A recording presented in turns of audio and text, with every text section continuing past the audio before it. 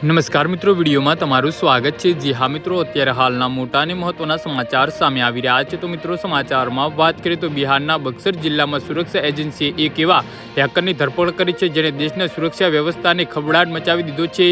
આ શખ્સ પર વડાપ્રધાન નરેન્દ્ર મોદીની સુરક્ષા સાથે જોડાયેલી અત્યંત ગુપ્ત અને સંવેદનશીલ માહિતી ડાર્ક વેબ પર વેચવાનો ગંભીર આરોપ છે। બક્સર પોલીસે પીએમ નરેન્દ્ર મોદીની હત્યાનું કાવતરું ઘડવાના આરોપમાં અમન તિવારી નામના વ્યક્તિ સહિત 3 લોકોની ધરપકડ કરી છે। પોલીસે જણાવ્યું હતું કે આરોપીએ યુએસની સેન્ટ્રલ ઇન્ટેલિજન્સ એજન્સી એક ઈમેલ મોકલ્યો હતો જેમાં પૈસાના બદલામાં પીએમ મોદી પર હુમલો કરવાની ઓફર કરવામાં આવી હતી। કેન્દ્રીય ગુપ્તચર એજન્સીઓ અને સ્પેશિયલ ટાસ્ક ફોર્સને બાતમી મળી હતી કે બક્સરનો એક યુવક પ્રતિબંધિત વેબસાઇટ છે ડાર્ક વેબ પર દેશના ઉચ્ચ પદ અધિકારીઓની સુરક્ષા વિગતો લીક કરી રહ્યો હતો।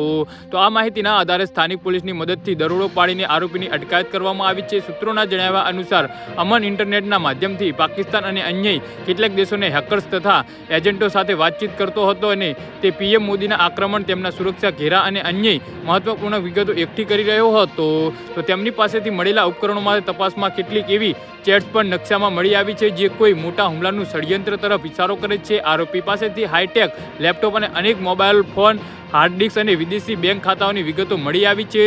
તેના ડિવાઇસમાંથી ડક મોદીની સુરક્ષા વ્યવસ્થા સાથે જોડાયેલા કેટલાક દસ્તાવેજોના સ્ક્રીનશોટ અને ફાઇલ પણ મળી આવી હોવાનું કહેવાય છે। જી હા મિત્રો, તો આના વિશે તમારું શું કહેવું છે તો નીચે અમારી કમેન્ટ બોક્સમાં જરૂરથી જણાવજો અને અમારી યુટ્યુબ ચેનલને સબસ્ક્રાઈબ કરવાની ભૂલતા નહીં। ધન્યવાદ।